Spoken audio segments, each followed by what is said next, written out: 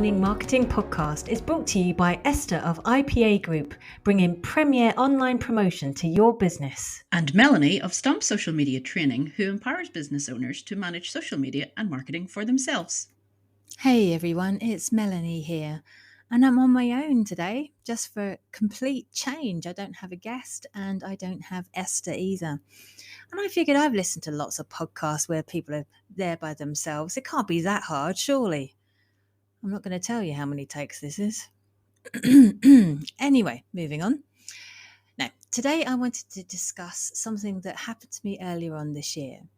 And it was a client that approached me with a whole new experience that I've never, fortunately, and I am touching my table here, that I've never personally experienced myself. And I really hope to never experience it myself. They had lost access to their Facebook page. Now, before I go any further, I want you to know I've only ever done this once, and under these particular set of circumstances, we were able to regain access. But I've spoken to a couple of other people since who've looked to me to get some guidance, and I haven't been able to help them. So with a certain criteria, some of these might be useful for you. But unfortunately, if you're not meeting the exact same criteria, I'm not in a position where I can help. And literally all I did was nag Meta. That's pretty much all I did. But let's go through the process here. So what had happened is they'd accidentally removed themselves from their profile. And this came about because they'd had a second admin who previously, it was an agency who'd done all of their ads for them, were managing their social profile for them. And it finished a number of years ago. And they were just trying to tidy up their profile and just sort of make sure that the right people were on there and that sort of thing. And quite innocently, completely by accident, they were removed from their profile.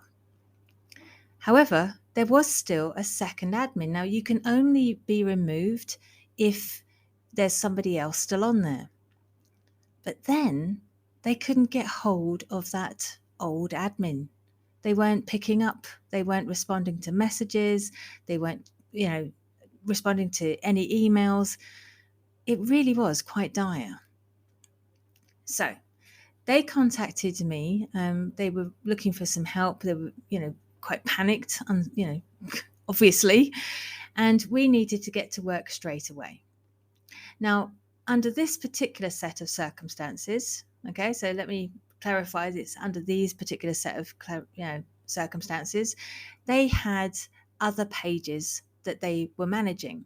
So they owned and managed other pages. So we were able to report this initially as an other page issue via their business manager.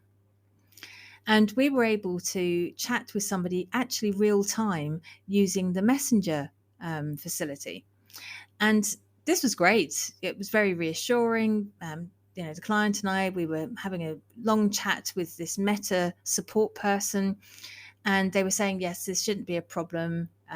We just need to clarify a few things. And it sounded very simple from the beginning, but it wasn't. So this was in the space of hours, they'd lost access, and within 24 hours we were speaking to Meta through the Messenger chat facility through a reporting other page issue. However, after a few days, I think it was maybe 3 or 4, the Messenger stopped being the way we communicated. They moved us over to email, which is fine, but I kind of wished I'd known that having the information that was in those Messenger chats would have been useful. And what they did is they archived those conversations, and we were no longer able to access them. So everything then only went through email. There was no other way we could reach them. Now, I know for a fact that there are some people who listen to this podcast who were able to speak to Meta. What a treat that would have been. But no, we didn't get that opportunity. So once those messenger conversations were ended, like I said, we were on email. And what myself and my client did then is we messaged them daily, literally daily, sometimes a couple of times a day. And the conversations would normally go along the lines of, okay, so what kind of evidence do you need? We know you need evidence. What kind of information do you need? And drips and drabs of information would come back to us, and we would submit the relevant information they were looking for. And then about 2 weeks later, they finally told us, actually, we need all of this information, but we need it all in one PDF. So we'd spent a couple of weeks submitting separate bits of information, and none of it was being accepted. And it took them 2 weeks to tell us. So I want to make it very, very clear. You need to have this information submitted in one long PDF file that gets emailed to them. And this was like, I think it was 8 or 9 pages long. So it was a huge amount of information. So let me start by explaining what kind of information that they are looking for. Okay, so first of all, they needed a copy of a valid government issued photo ID, like a driving license or a passport. And you, the individual, would have to sign a statement saying that, you have the admin rights on the business manager. And you would have to say something along the lines of, I, your name, am the owner of the business. So it has to be the owner, not a member of staff. And I have the authority to request admin access to this business page, and then list the business page. So that would be one of the first things they'd need. And so this signed statement would be confirming you are a person with sufficient knowledge and authority to manage this page. Then they'd need a description of your relationship to the page. So whether you actually set it up and you're the original owner, or maybe you've bought it off somebody else, which can also happen. So they need to understand the relationship. Then manage, whoever else is managing the page. In this particular instance, because we couldn't get hold of the other admin, we had to mention them. And any sort of relationship that person had with the page. So we had to explain that was a previous administrator of ads. And then we had to explain the request. Now, in this particular instance, it was just a sheer fluke accident where they just removed themselves when they thought they were removing the old admin. Now, all of this may need to be supported by other documentation. Now, in this instance, we didn't need to provide it, but again, this was just us. You may need to provide certificates of incorporation, business licenses or permits or DBA documents or tax certificates and licenses. We didn't need personally to submit any of those, but those were things that we could potentially have been asked to provide. We did provide utility bills and bank statements. And if you're doing ads, you'll probably get emails from Meta saying your Meta ads receipt. We found these very useful. This was fantastic evidence for us. You may also be asked to provide any sort of credit score reports or trading documents, any number of things. But, this list will be given to you at the very end. Also, be very clear which Facebook email account is connected with your business page, because you may have a personal and then a business one, and what they're interested in is what email address is connected to that business account, which will be your personal email address that's connected to your personal Facebook page. So it's very confusing, but however you log into your personal Facebook account, as long as you're an admin and a manager of a page, it will be connected to your personal Facebook page. That is your email address. And that also became a bit of a sticking point, because they kept on saying, oh, we thought it was this. And we're like, what made you think that? So it was very confusing. So we had all this huge long list and all this evidence that we needed to provide. And one thing that we hadn't realized at the time is that 2 cases had been set up. Now, we'd contacted them initially, and they said, okay, yeah, we're going to set up a case file for you. And they gave it a name and a job number. And we quite innocently thought that we were responding to the one query because we only reported one.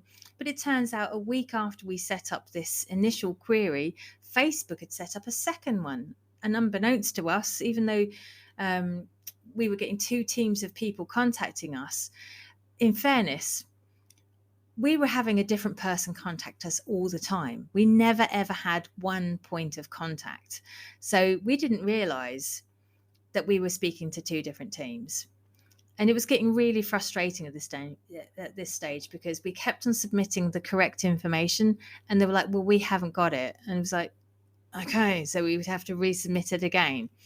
And now we know why. So there's just so many different ways that we were being held up by the system. Now, one thing that really we found the support portal. So that's facebook.com/business/help/get-help. Now, when you've set up your own account with them and, your first query with them, you will have one report in there. When we found this, we realized we had two. Now, we weren't looking at the job numbers. The names that we were being sent, the names of the emails we were being sent were very, very similar, but the job numbers were completely different. And we only noticed this once we found the portal. So if you feel like you're hitting a brick wall, it's not necessarily because they don't know what they're doing. It's because there could be multiple teams dealing with one inquiry. So that's a really good place to check first. So, like I said, we were following up daily. But once we found the support portal, we were responding to any queries or questions they had by email, and then taking that exact same message, cutting and pasting it, and then putting it in the support portal as well. So it was a two-pronged approach. There's no way they were going to say they weren't getting the information they wanted from us. So, yes, we kind of gave it back to them as quickly as possible in as many different ways as possible. And yet we still didn't get this resolved for quite a while. It is exhausting, and it was extremely stressful for my clients because, this was his business page. He'd lost complete access to it. The page was still there, but he couldn't post, he couldn't do ads, he couldn't do anything. There's literally no access. So over a period of one whole month and 2 days, we contacted Facebook, I'd say, well over 100 times, I'd say, easily. And eventually, we did get access back to his page. In fact, I remember when we did get access to it, I said to my client, I don't know, this seems too easy now. Is this real? Is this actually happening? We were both so consumed by trying to get this sorted. And we did. But, I don't envy anybody going through this. I'm personally not relishing doing this again anytime soon.